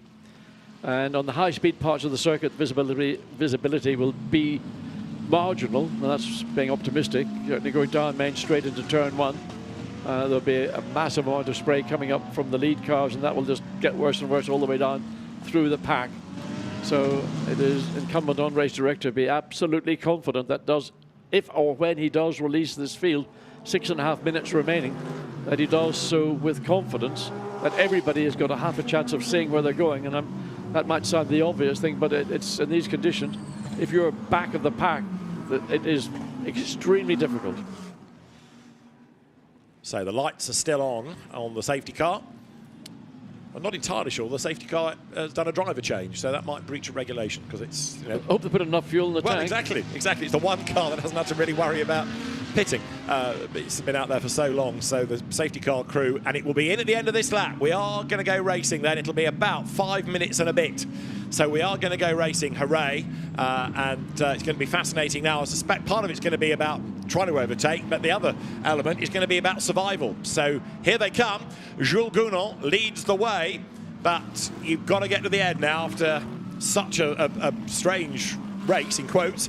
5.5 minutes we are looking at now as the cars come towards turn 14, so 2-3 racing laps. That's going to be it as we are set ready to go.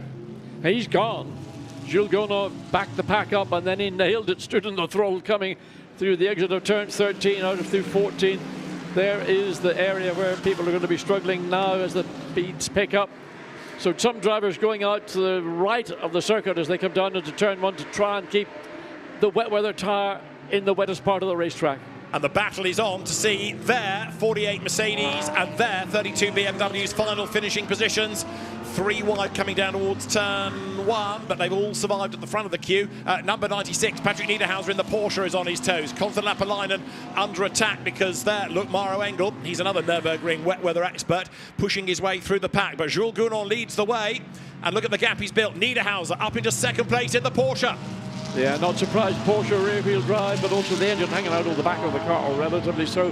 But Niederhauser seized an opportunity, and yeah, did a great job. So 48 climbs through and up into that third place. It's climbed itself up into BMW. Charles Viet not managing as, let's say, as confidently as those ahead of him to make ground. But that was a Mercedes being passed by Mercedes. And I wonder whether, if Maro Engel can get past Niederhauser, whether Jules Gounon will be asked to help his Mercedes stablemate. I think the clock might have run out of time. It's only 4 minutes to go. You're talking about in these conditions, you're doing last laps. Well, of course, they're all under safety car, but probably these laps are around about 1 minute 58 to 2 minutes. So probably 2 laps to go. Down the inside, Niederhauser. Oh, look what's happened. Engel in the gravel, championship leader off the road. Come on, Maro, dig yourself out. He's back on the circuit, and he's still ahead of the BMW. Maro Engel, big send on the inside, and it nearly bit him. Yeah, I mean, that was optimistic to think he was going to get through. He had all done, but just there was a lack of grip. And once he ran wide and got onto that green stuff, which I talked about earlier, it's like a skating rink. So BMW 32, oh so nearly, was able to get back ahead of the Mercedes. Maro Engel survives, but Patrick Niederhauser then chases after Jules Gounon. So it is Mercedes AMG from Porsche as they come across the line. Engel's on his toes again, still charging. 3 seconds between Gounon and Niederhauser. and 3 minutes are on the clock as down towards turn 1. I made the point a lap or so ago about survival, and Mauro Engel so nearly didn't. He's got himself back ahead of Gachet there. Yes, indeed. And I don't think Simon Gachet was going to make a massive deal out of it. He's in a different class compared to the 48 Mercedes, and what Mauro Engel is trying to do is get as far forward before the checkered flag comes out to give himself that bolster in terms of points between the 48 Mercedes and the 32. So as they came across the line, they were running 6th and 7th respectively. So Mauro Engel wants to get another couple of places, which he thinks he might be able to do, but there's Lapalainen directly ahead of him in 4th place in the Ferrari. So right now, Gunon leading from Niederhauser, and Gunon has done the fastest lap of the race. As you look there at Charles Weerts, this year's Intercontinental GT champion, coming through, and he's under attack. Now, what's going to happen to him in terms of losing places maybe? If he gets shuffled back in Pro, that's going to help the Mercedes drivers going into tomorrow's showdown. That Audi that has gone through is gold. It's the Gold Cup leading car, so that doesn't affect points. It's in a different class. But what is significant is that the BMW is going backwards, not forwards, with 2 minutes to go. So Charles Weerts literally hanging on by the skin of his teeth. He just does not seem to have the level of bite or grip that the 48 Mercedes Mauro Engel has got available to him. So the Audi runs wide and tippy toes.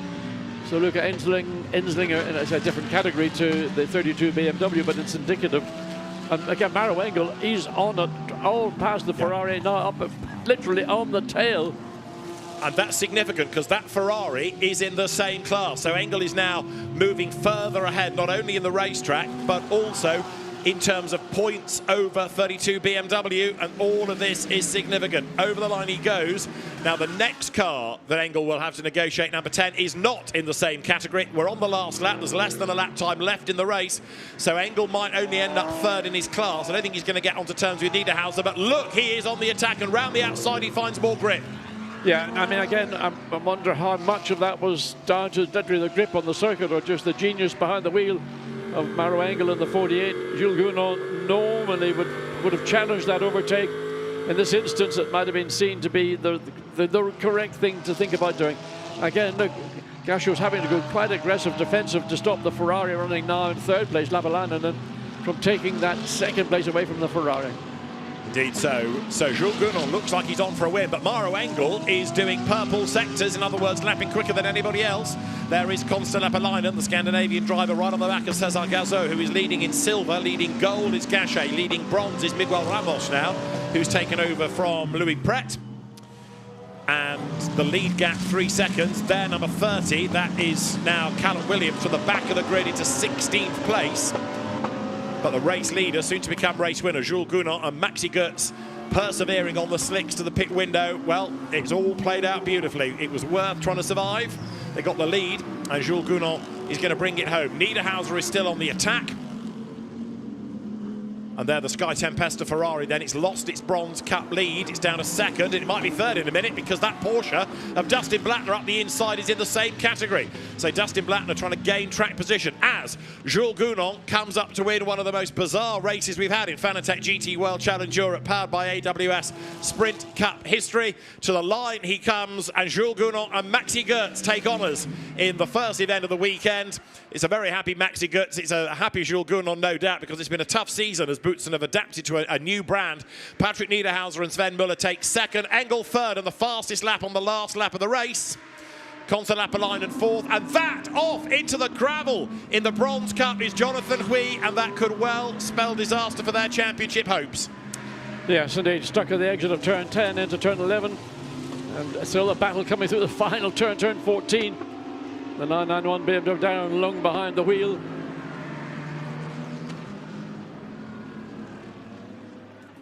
So it's a very, very happy Boutsen VDS. The survivors come across the line. The car that started on pole is last in the end. Patrick Kuiler and Gabriele Rindoni.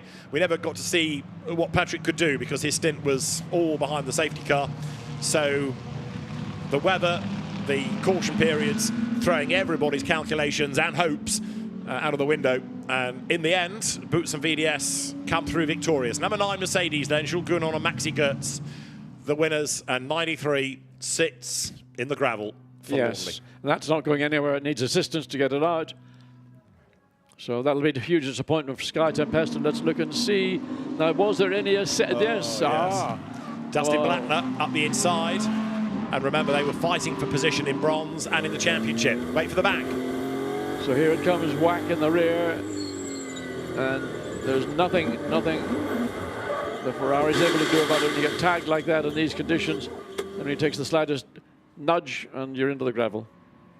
So Miguel Ramos and Louis Pret take bronze honours from Dustin Blattner and Dennis Marshall, and then third, Darren Leung and Dan Harper. But we'll see if anything comes. I think the stewards are going to be very busy. There is a whole long list of things that are under investigation and they're going to need looking at. So when you join us tomorrow for hopefully the dry race, there may well be a lot to update on from today.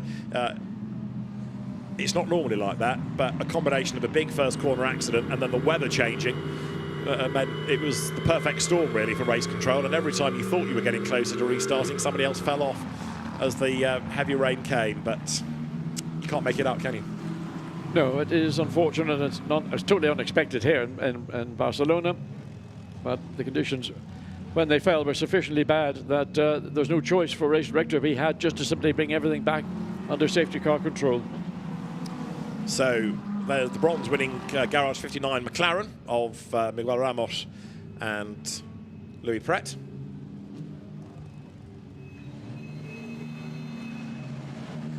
And in terms of pro, third Mauro Engel.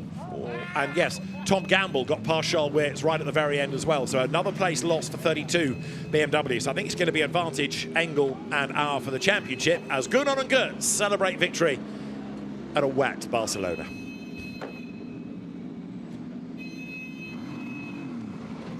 Maxi Goetz survived.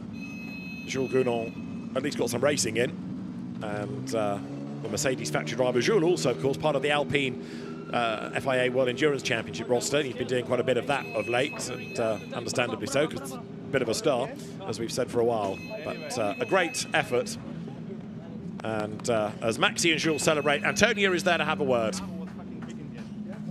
Jules, Maxi, back at the top where you should be. What a brilliant race for you guys. Yeah, so this was our target, to be honest, starting from first row. But under these conditions, you can't expect to finish up there as well. It looked like we are suffering a bit because we took maybe the wrong decision in the end, but then, the luck came to our side. We pitted at the right time because the window opened for us. We pitted the first. So we were the first car able to pit. This brought us in, again, a very good position, and then Jules managed in the end to bring it home. But it's unbelievable having one Boutsen cars here in the grid here in P1, in Silver Class and Pro. It's absolutely mega. And Jules, everyone in the garage was so anxious, waiting for this to happen, counting down the minutes. Well done for pulling it off. I think they were all anxious because our engine sucked a lot of water and I had a lot of misfiring, so I could only go flat or off throttle. If I was going half throttle, the engine was shutting off, so it was quite difficult to drive in the rain because you had to be flat or off. But it was good. I'm super happy for the team with Maxi. We struggled a lot this season. In Monaco, we showed good progress, and here to win in front of Marc, Olivier, the whole team, I think we can be all very proud of it. Absolutely, so well deserved, guys. Congratulations. So all smiles. It's a weird old race, but the Boutsen VDS Mercedes prevails, and Jules is absolutely right. You know, we've been expecting great things from them, and it's taken a while for it all to knit together. Not on the driver's side necessarily, but for the team new to this car and having to learn about its complexities, and they've got there in the end. Yes, an excellent job. I mean, under very trying circumstances. Now, you can think what would have happened had there been a full dry race, but it wasn't. And as we speak now, actually the sun's beginning to break through, so the track will be dry some point before the day ends. Let's hear from our Gold Cup winners next. That was a matter of counting down the minutes. What a brilliant race for you, and also a championship lead. Yeah, it was a really tough race for us. The tire pressure was really low, so I was quite afraid to restart the race. But yeah, finally we won our second race of the season, so I'm quite happy. And now we are leading maybe the championship. Yeah, we are leading, so we will push for the race 2 to be sure to win this championship. Yeah, I mean, let's continue. I don't know if we are quite leading. I need to check because Engsler is second. So I think points-wise, maybe we are 0.5 behind them. So there's one more race tomorrow in qualification that we need to do to conclude the championship. That we will see what we do. It all comes down to the last race, of course. Congratulations, guys. So at the moment, half a point between Engschler and Hofer, and Gachet and Legre. There they are in the championship. So they're not quite leading. Half a point only going into tomorrow's race. And as John rightly says, now that that race has come to an end, it's all getting brighter again. You just can't make it up sometimes, can you? So this the result after 21 laps, largely, sad to say, under caution. Maxi Götz and Jules Gunn on the winners from Sven Müller and Patrick Niederhauser, then Lucas Auer and Maro Engel third. Green and Lapalainen fourth, silver winning fifth, Panis and Gazo, a gold winning sixth, Legere and Gachet, and Pret and Ramos take bronze and they're 18th. Right, Panis, Gazo win silver with Antonia. Cesar Aurelian, you really held your own today in very, very difficult conditions, and now a double win for the team. Yeah, amazing for the team. I'm really, really happy for the team with car 9 and our car in silver. It was a special race, but we enjoy it. We did a good choice on tire at the beginning, and after Cesar did a great job because the condition was really, really difficult, but really happy about the result. Yeah, honestly, I want to say a big thank you for the team because they did an amazing job with the 9 and our car, so I'm super happy for them. Honestly, I'm a bit frustrated because I wanted to fight for the overall, but I wanted to keep focus on the championship because now we are back in the game. But I'm sure I will have my time to fight with them later. Absolutely, and this is exactly what you needed for the championship. Congratulations. For the winning silver drivers, Cesar Gazo and Aurelien Panis. And the podium beckons then for all of the category winners. So for Mercedes AMG, success in silver, but it's still Team WRT in charge. Callum Williams then on his own effectively now with Sam Dahan not here this weekend. Cesar Gazo and Aurelien Panis a little bit closer. Then you've got Tom Fleming and Alessio Dono from Jeff Machiels and Sean Hudspeth. Callum Williams then still with one hand on that championship trophy.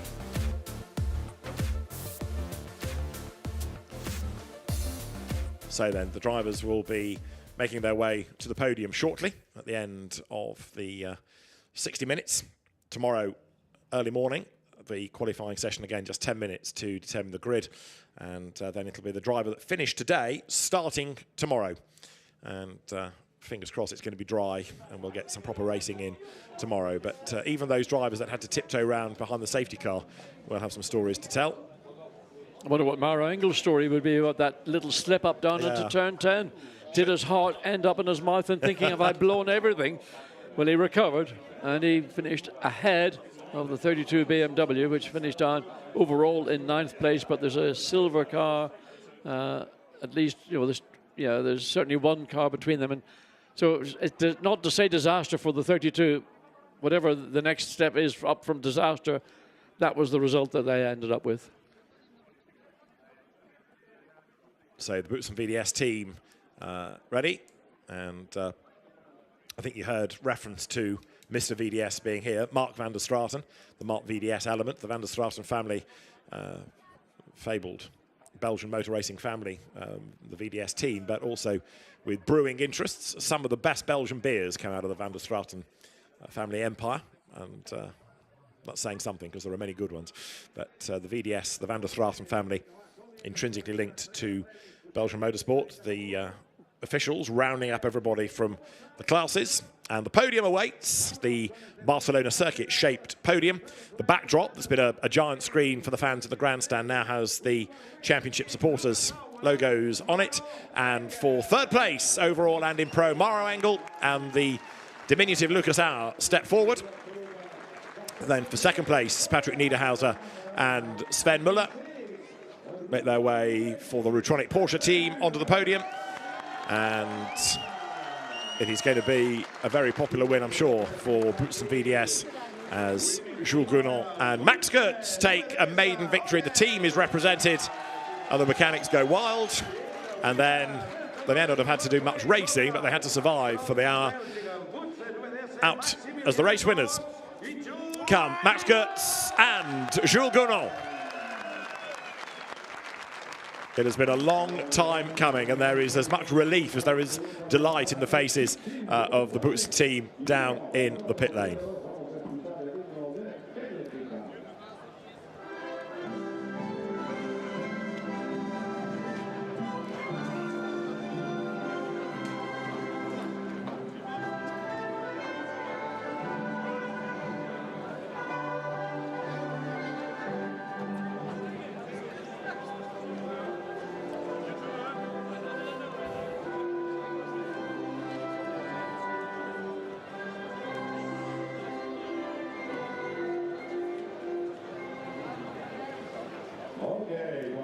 That, I reckon, is a first ever Sprint Cup win for both Jules Gounon and Max Goetz.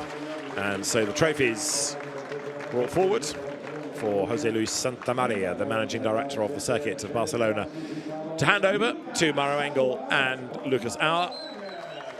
Third place finishers, and now going into tomorrow's race, perhaps in a better place in the championship. Second place, Patrick Niederhauser and Sven Muller. Again, oh so close to that elusive win. But Jules Gounon in the natty yellow boots is the man on the top step of the podium with Max Goetz, who's got the biggest grin of all. But it's a really happy team. All that hard work finally pays off. There are the trophies then for the winners, to Max Goetz with the spectacles, to Jules Gounon. And trophies aloft. A big, big cheer from the pit lane. And that has been a long time coming, but they finally got there.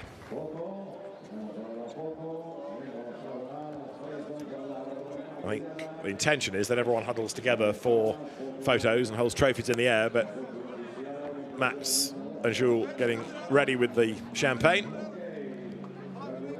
As if the podium wasn't wet enough, it's about to get wet and sticky with the champagne.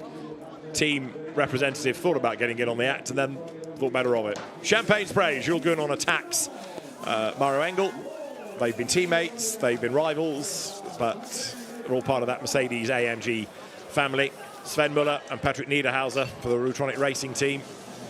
Yet again, shame that the Porsche was oh so close to a win. Let's see what happens tomorrow in the dry. So, going into tomorrow's race, Lucas Auer and Mauro Engel now have that championship lead over Charles Wirtz and Dries van Thor. Third, Ben Green and Conor Lapalainen. Max Goetz and Jules Gounon now fourth, but it's still Auer and Engel versus Wirtz and van Thor with a race to go. There's that point for pole position as well to factor in the morning.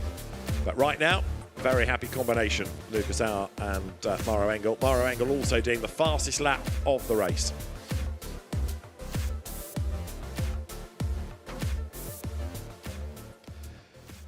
So as the drivers from Pro will make their way off the podium, more photographs being taken, and the weather gods being ever so unkind to the GT3 teams by now stopping the rain. The cloud is breaking a bit. It's certainly brighter than it was, and therefore it's a very different circuit. Let's remind ourselves of exactly how the hour panned out. So it was down to turn one, round the outside on a wet road. Aurelian Panis who took the lead, but an accident further back in the traffic led to a lengthy safety car period.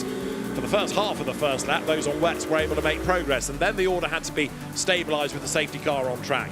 48 Mercedes was delayed in the pits, and that let 32 BMW jump ahead when they came in for tyres. But the race didn't get back underway, and we lost number 12 down into the gravel at turn one. The car was retrieved and then fell off again around the lap. The weather deteriorated as the pit window was set to open. Max Goetz on slicks, skating off the road, but he was able to get into the pit lane, and that put Jules Gounon in the lead on wets.